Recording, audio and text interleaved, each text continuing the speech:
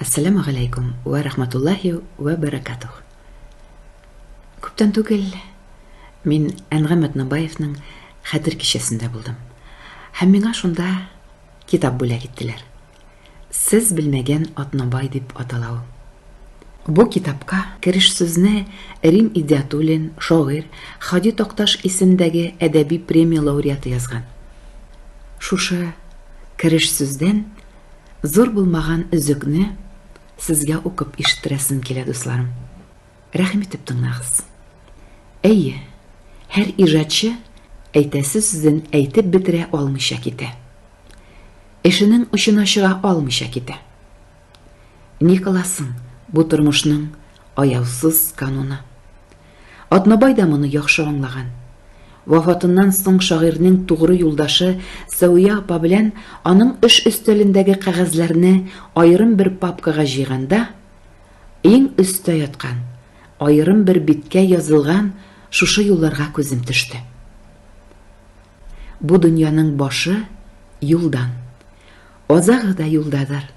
Юллар кебек бер өзелер шигыремнең кыллары. Шагыйрьләрнең күңел кыллары бер дулкында тибрәләдер ахры. Менә шушы өзелүне һәм бу язмамның башына чыгарган кем иде ул Атнабай дигән зур сорауга җавапны аның вафаты иртәсендә Кызыл тамчылар исеменнән язылган хушлашу сүзендә дә әйтеп куйган идем. Шуннан бер үзек китерәм.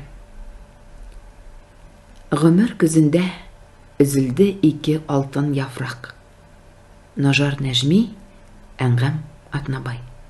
Яңа гасырның капкасын шакырга санаулы көннәр, кыска гына аралык калган иде дә бит. Барып җитә алмадылар шул. Аудылар.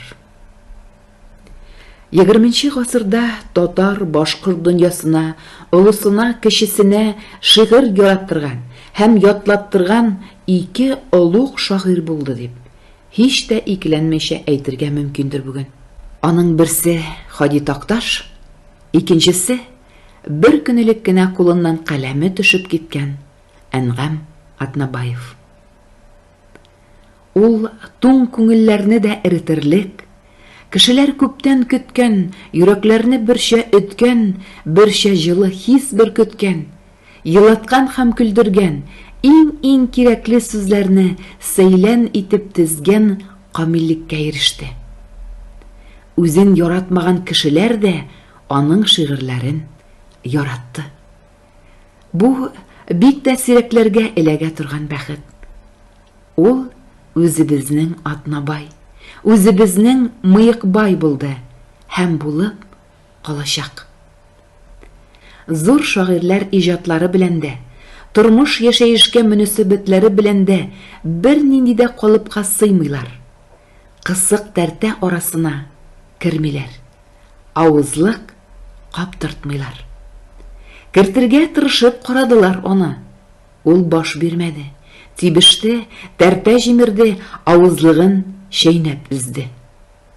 Үзен белә башлаганнан алып, кара гүргә кергәнгә кадәр Атнабай булып, үзе булып калды. Дәвер чырларга ярыклашмады. Кырылыш та, борылыш та тудырган хакимнәргә ярамсыкланмады. Андый батырлыкларга бармады. Барырга теләмәде. Заман күчәренә дигет түгел, заманына һәм замандашларына егет булды. Менә шундый сүзләр Әнгам Атнабаев турында. Нинди дөрес сүзләр.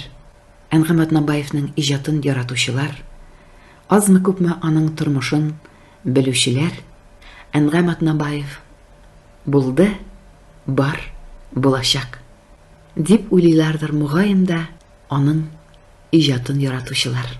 Игътибарыгыз өчен зур рәхмәт. Гүзәл Яппарова укыды.